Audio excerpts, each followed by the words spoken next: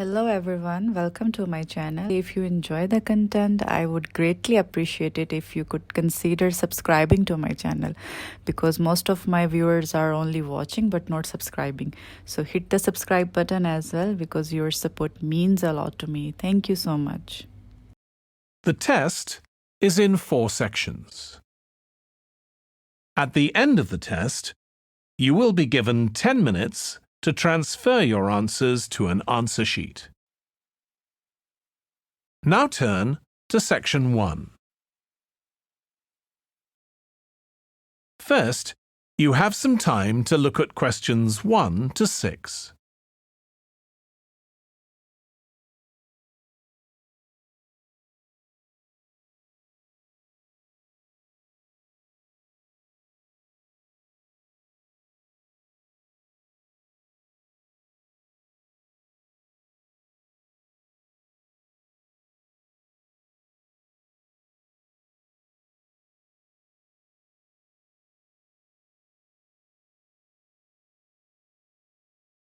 You will see that there is an example that has been done for you.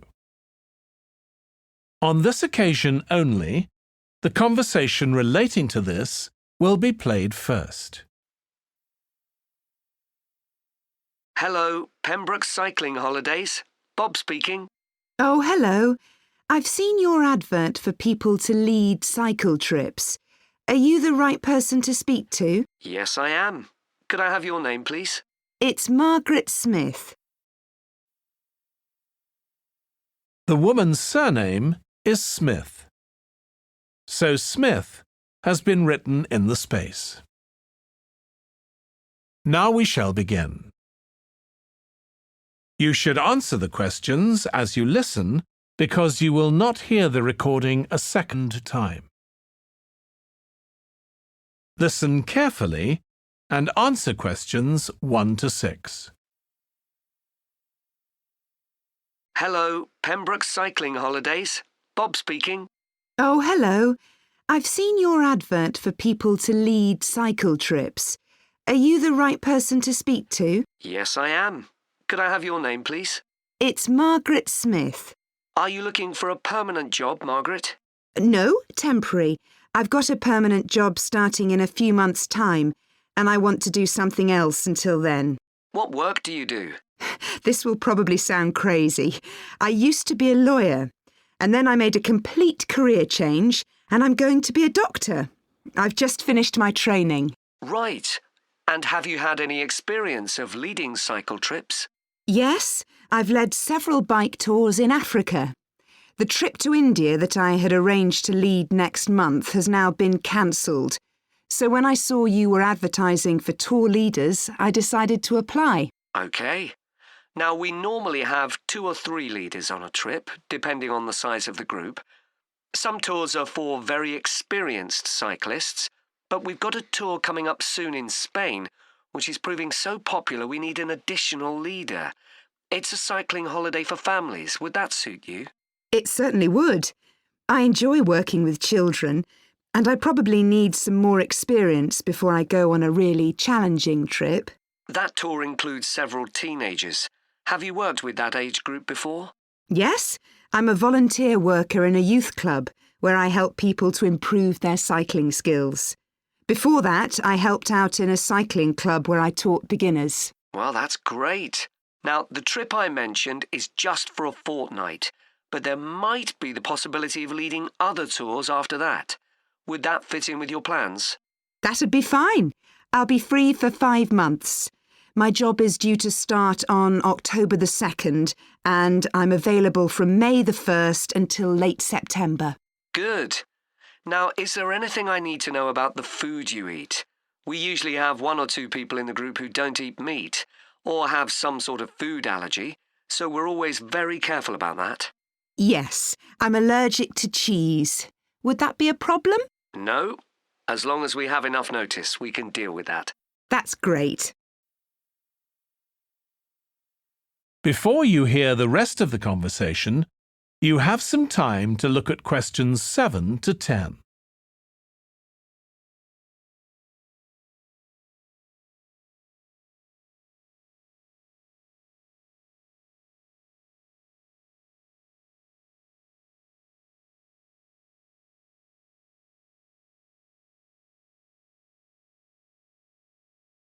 Now listen and answer questions 7 to 10. It sounds really interesting. Would you like me to fill in an application form? Yes, please. Where should I post it to?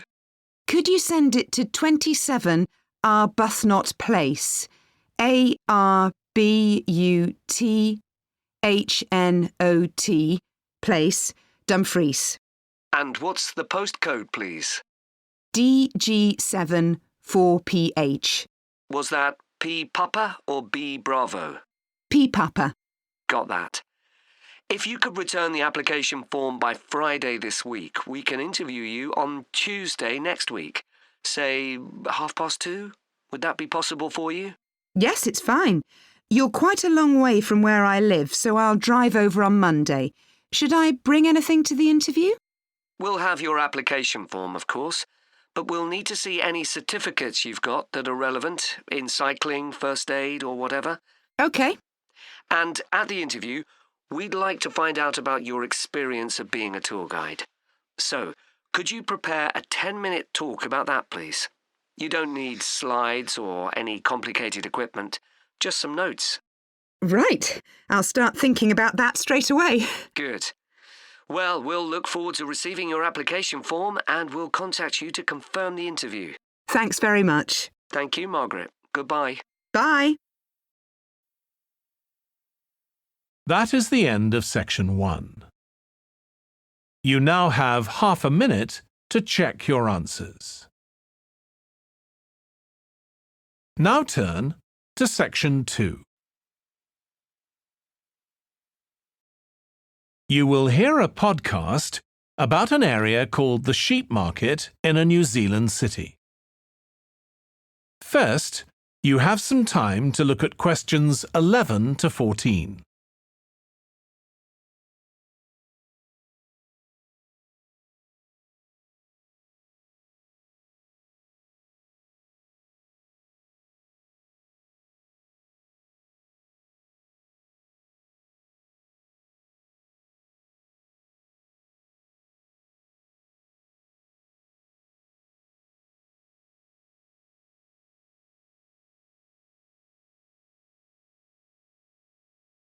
Now listen carefully and answer questions 11 to 14.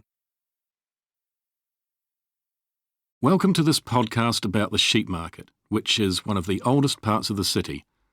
As its name suggests, there was originally a market here where farmers brought their sheep, but now it's been redeveloped into a buzzing, vibrant area of the city, which is also home to one of the city's fastest growing communities. The nearby university has always meant the area's popular with students who come in to enjoy the lively nightlife, but now graduates embarking on careers in the worlds of fashion and design are buying up the new apartments recently built here to replace the small houses where the market workers used to live. The narrow old side streets are great places for finding original pictures, jewellery and ceramics which won't break the bank, as well as local produce like fruit and vegetables.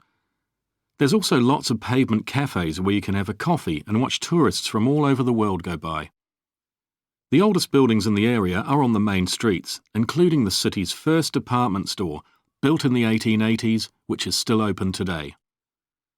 The sheep market is a centre for fashion, and there's a policy of encouraging new young designers. The Young Fashion Competition is open to local young people who are passionate about fashion. This year, they've been asked to design an outfit based on ideas from the music and technology that's part of their everyday life, using both natural and man-made fibres. The garments will be judged by a panel of experts and fashion designers, and the winning entries will be modelled at a special gala evening. Parking at the sheep market is easy. There are plenty of pay and display car parking spaces on the roadsides, which are fine if you just want to stay for an hour or two. But if you want to spend the day there, it's better to park in one of the 4 underground car parks. It's not expensive, and if you can present a receipt from one of the local stores, you'll not be charged at all. After 6 p.m, many of the car parks have a flat rate which varies, but it is usually very reasonable. Before you hear the rest of the podcast, you have some time to look at questions 15 to 20.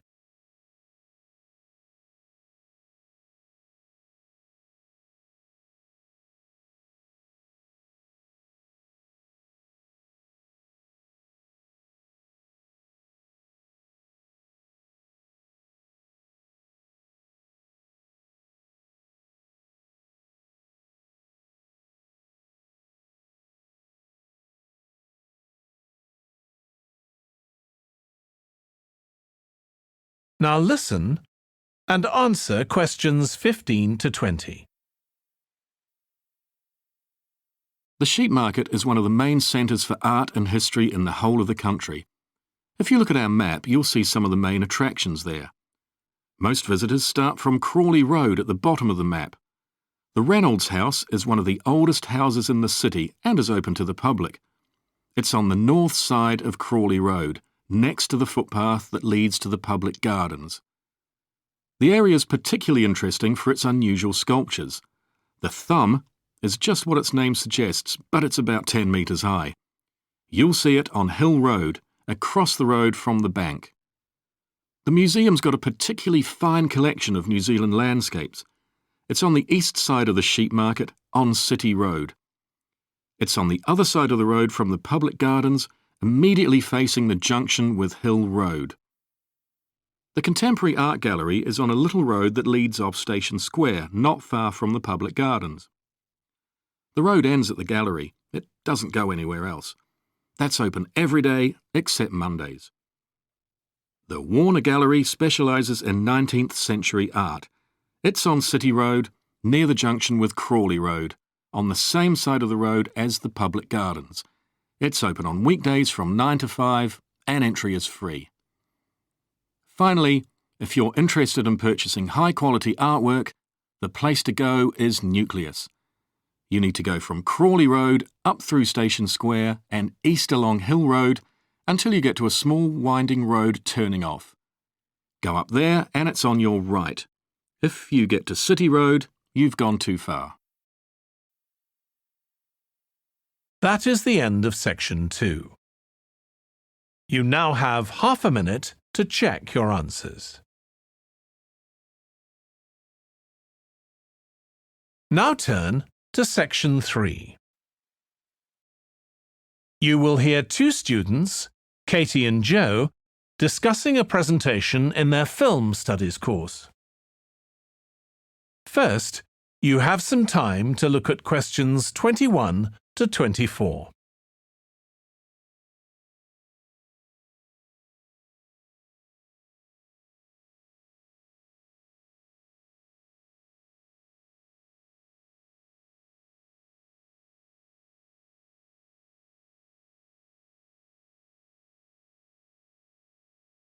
Now listen carefully and answer questions 21 to 24. Joe, you know I'm giving a presentation in our film studies class next week. Yes. Well, could we discuss it? I could do with getting someone else's opinion. Of course, Katie. What are you going to talk about? It's about film adaptations of Shakespeare's plays. I've got very interested in all the different approaches that film directors take. So I thought I'd start with Giannetti, who's a professor of film and literature, and in one of his books he came up with a straightforward classification of film adaptations based on how faithful they are to the original plays and novels. Right. I've already made some notes on that, so I just need to sort those out before the presentation. I thought that next I'd ask the class to come up with the worst examples of Shakespeare adaptations that they've seen, and to say why. That should be more fun than having their favourite versions. Yes, I can certainly think of a couple. Right. Next, I want to talk about Rachel Malco. I came across something on the internet about her work on film adaptations, and I was thinking of showing some film clips to illustrate her ideas. Will you have enough time, though, both to prepare and during the presentation? After all, I doubt if you'll be able to find all the clips you want. Perhaps you're right. OK, well, I'd better do some slides instead, saying how various films relate to what she says. That should encourage discussion. Next, I want to say something about how plays may be chosen for adaptation because they're concerned with issues of the time when the film is made. You mean things like patriotism or the role of government? Exactly. It's quite tricky, but I've got a few ideas I'd like to discuss. Before you hear the rest of the discussion, you have some time to look at questions 25 to 30.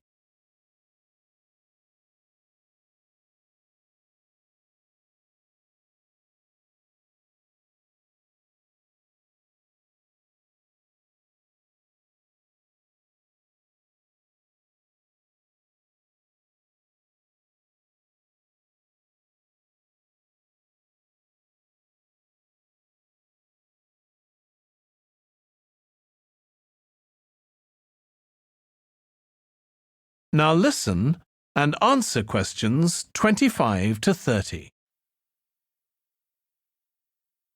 And finally, I want to talk about a few adaptations that I think illustrate a range of approaches and make some comments on them. Do you know the Japanese film Ran? I haven't seen it. It was based on Shakespeare's King Lear, wasn't it? That's right. It was a very loose adaptation, using the same situation and story but moving it to 16th century Japan instead of 16th century Britain. So, for example, the king's daughters become sons, because in Japanese culture at that time, women couldn't succeed to the throne. OK. I hope you're going to talk about the 1993 film of Much Ado About Nothing. I think that's one of the best Shakespeare films. It really brings the play to life, doesn't it? Yes, I agree. And I think filming it in Italy, where the play is set, makes you see what life was like at the time of the play. Absolutely. Right, what's next? Next, I thought Romeo and Juliet, the 1996 film, which moves the action into the present day. Yes, it worked really well, I thought. Changing the two feuding families in the original to two competing business empires, even though they're speaking in the English of the original play. You'd expect it would sound really bizarre, but I found I soon got used to it. Me too. Then I thought I'd include a real Hollywood film, one that's intended to appeal to a mass commercial audience. There must be quite a number of those. Yes, but I've picked the 1996 film of Hamlet. It included every line of the text, but it's more like a typical action hero movie. There are loads of special effects, but no unifying interpretation of the play. All show and no substance. Exactly. Then there's Prospero's books, based on The Tempest. That was really innovative from a stylistic point of view. Didn't it include dance and singing and animation as well as live actors? Yes, it did. I also want to mention Looking for Richard. Did you ever see it? No, but I've read about it. It was a blend of a documentary with a few scenes from Richard III, wasn't it? That's right. It's more a way of looking into how people nowadays connect with the playwright. The play is really just the starting point. And that'll be where I finish. Well, it sounds as though it'll be very interesting. That is the end of section 3. You now have half a minute to check your answers. Now turn to section 4. You will hear part of a lecture about noise in cities. First, you have some time to look at questions 31 to 40.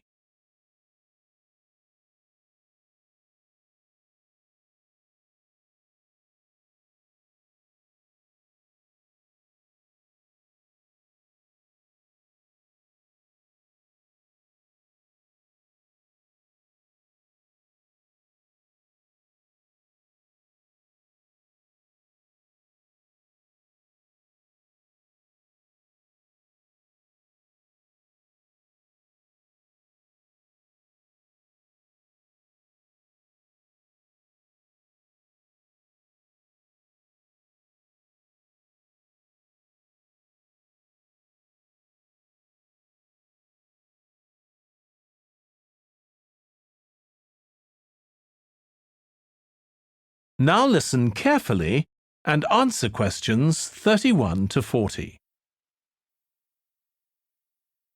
This lecture will be about the science of acoustics, the study of sound, in relation to urban environments such as cities. As an acoustic engineer myself, I think this is an area where we're likely to see great changes. In the past, researching urban soundscapes was simple. We measured levels of sound in decibels, so I used to take my sound meter and I measured the noise somewhere. And then I might ask a sample of people to say at what level the sound became annoying. With data like this, acoustic engineers have been able to build up what we call noise maps, maps of the sound environment. But actually, these aren't a lot of use. What they do show is that the highest noise levels are generally on roads. Well, that's not really very surprising. But there's quite a lot going on that these maps don't show, because they can't capture the complex way that sound varies over time. So they ignore important issues such as the noise someone might hear from the open windows or gardens of their neighbours. And this sort of noise can be quite significant in summer. We don't have any databases on this sort of information.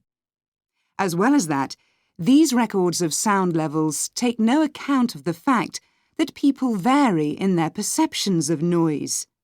So someone like me with years of working in acoustics might be very different from you in that regard. But anyway, even though these noise maps are fairly crude, they've been useful in providing information and raising awareness that noise matters. We need to deal with it, and so it's a political matter. And that's important. We need rules and regulations because noise can cause all sorts of problems. Those of you who are city dwellers know that things go on 24 hours a day, so city dwellers often suffer from interrupted sleep. It's also known that noise can lead to a rise in levels of stress due to physical changes in the body affecting the composition of the blood. And there are other problems as well. For instance, if school children don't have a quiet place to study, their work will suffer. Now, one problem with decibel measurement is that it doesn't differentiate between different types of noise. Some types of sounds that most people would probably think of as nice and relaxing might well score quite highly in decibel levels. Think of the sound made by a fountain in a town square, for example. That's not necessarily something that we'd want to control or reduce. So maybe researchers should consider these sorts of sounds in urban design.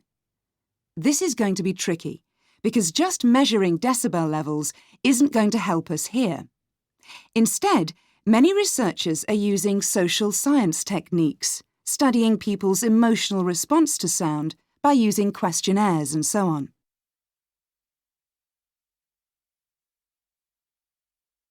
So what exactly do people want to hear in an urban environment? Some recent interdisciplinary research has come out with results that at first sight seem contradictory. A city needs to have a sense of activity, so it needs to be lively, with sounds like the clack of high heels on a pavement or the hiss of a coffee machine. But these mustn't be too intrusive, because at the same time we need to be able to relax. One of the major problems in achieving this will be getting architects and town planners to use the research. Apart from studying the basics of acoustics, these people receive very little training in this area.